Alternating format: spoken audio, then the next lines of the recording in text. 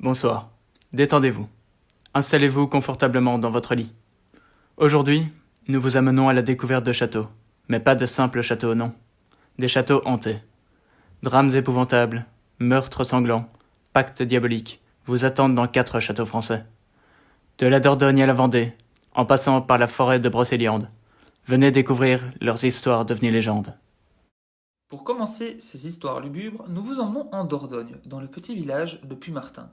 Il s'adresse depuis plus de 700 ans sur les hauteurs de Sarlat, un petit village de la région qui est connu essentiellement pour ses canards et le célèbre spectre qu'il abriterait dans son château.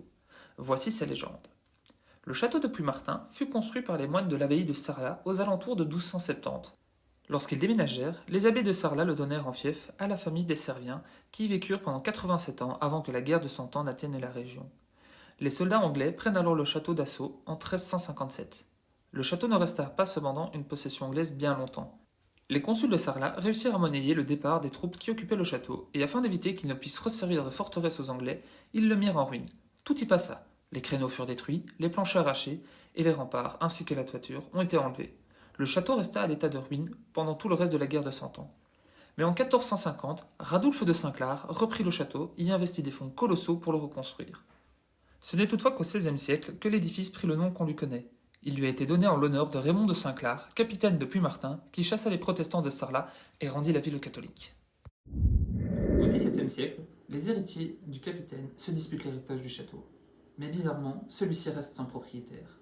Cela n'est guère étonnant quand on connaît les légendes qui accompagnent ces vieilles pierres.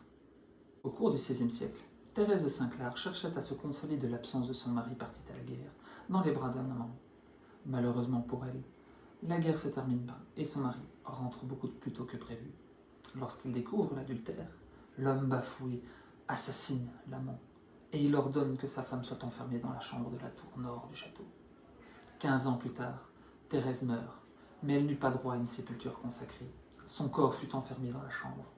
Même la mort ne put la libérer du courroux de son époux.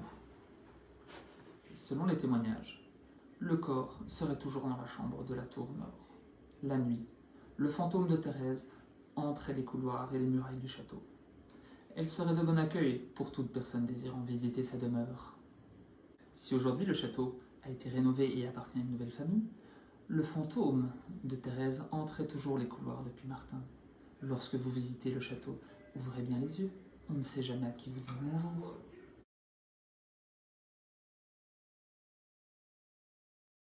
C'est dans la commune de Campénéac, dans le Morbihan, que se trouve notre prochain château. Ce dernier se situe près de la forêt de Pimpon, que vous connaissez peut-être sous le nom de forêt de Brocéliande. En effet, cette dernière est associée depuis le XIXe siècle à la célèbre forêt des romans arthuriens. Le château de Tressesson est classé monument historique depuis 1922, classement étendu à ses abords en 2014 et appartient actuellement à la famille de Prunelé. Si un document atteste de sa construction en 843, le château est surtout connu aujourd'hui pour sa reconstruction entre le XIVe et le XVe siècle par Jean de Tressesson, chambellan du duc Jean IV de Bretagne. S'il n'est pas ouvert aux visites, ses extérieurs semblent attirer un public nombreux grâce à ses murs imposants, ses tours, ainsi que son pont et ses douves.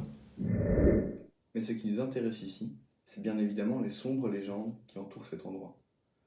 La plus connue est celle de la Dame Blanche de Tressesson. Cette histoire se déroule au XVIIIe siècle, alors que le château appartient à Monsieur de Tressesson. Un noble qui n'apprécie pas du tout que des braconniers viennent sur ses terres. Pourtant, une nuit, alors qu'un intrépide brave l'interdit, il entend du bruit et se cache derrière un arbre. Il ne se doute pas encore de l'étrange spectacle auquel il va assister.